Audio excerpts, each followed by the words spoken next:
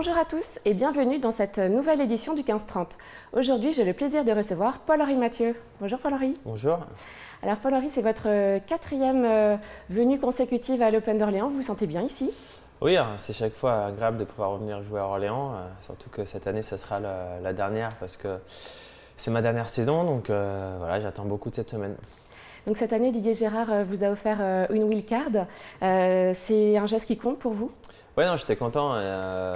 Voilà, je lui ai fait la demande il y a quelques mois. Il m'en avait parlé aussi en me disant que si j'avais envie de jouer, qu'il me donnerait une wildcard sans aucun souci. Donc voilà, je le remercie pour ça. Et ça me permet de participer une dernière fois à ce tournoi voilà, que j'ai apprécié par le passé. Donc j'imagine que c'est un geste d'autant plus important pour vous après votre déception à Roland-Garros. Oui, c'est du passé. C'était maintenant il y a quelques mois.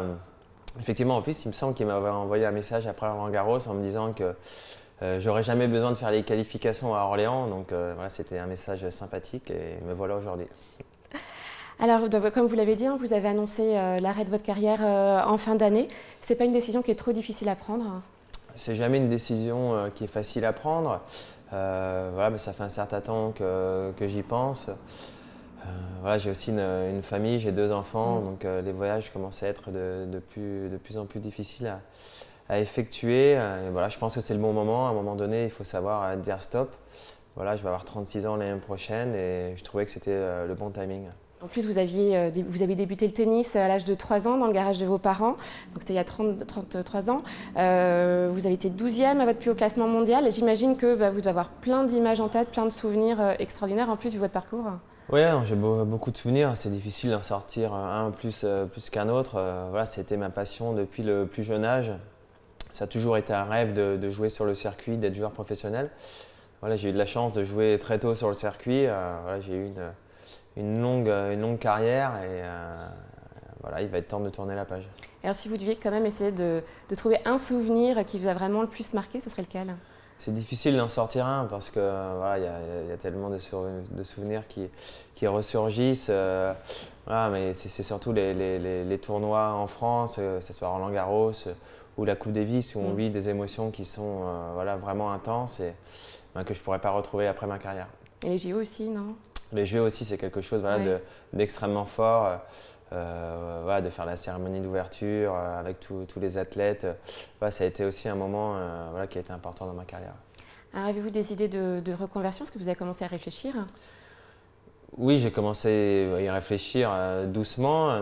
Pour l'instant, il n'y a rien de concret. Voilà, j'ai quelques pistes à droite, à gauche, mais voilà, je vais aussi me poser dans un premier temps pour savoir quelle direction j'ai envie de prendre et faire les choses assez méthodiquement et on verra la suite. Et puis profiter de votre famille, comme vous disiez, parce que c'est vrai qu'il y a quand même beaucoup de sacrifices depuis de nombreuses années. Oui, non, bien sûr. Voilà, je vais être un papa à temps plein. Voilà, amener ses enfants à l'école, c'est aussi quelque chose d'important.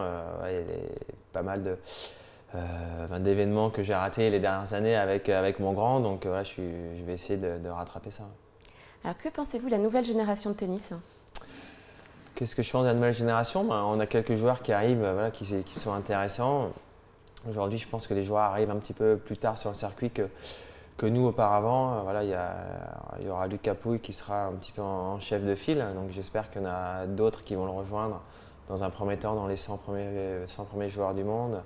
Voilà, je pense à Quentin Halys, Mathias Bourg, ensuite il y a Corentin Moutet, Geoffrey Blancano, donc j'espère que voilà, tous ces joueurs vont créer une sorte d'émulation pour se tirer vers le haut et voilà, j'espère qu'ils prendront la relève. Et quel conseil donneriez-vous aux nouveaux joueurs qui débutent? Non, le conseil que je peux donner, c'est avant tout prendre du plaisir, voilà, prendre beaucoup de plaisir et voilà, pour arriver tout en haut, ça demande aussi à faire pas mal de sacrifices, beaucoup de détermination, beaucoup d'humilité aussi parce que c'est une remise en question permanente. Et, voilà, et au fond d'eux, ils savent s'ils ont envie de devenir joueurs de tennis professionnel, mais avant tout, il faut essayer de faire ça avec le plus de plaisir possible. Merci beaucoup Paul-Henri. Avec plaisir. Et quant à nous, nous nous retrouverons demain pour un nouveau numéro du 15-30.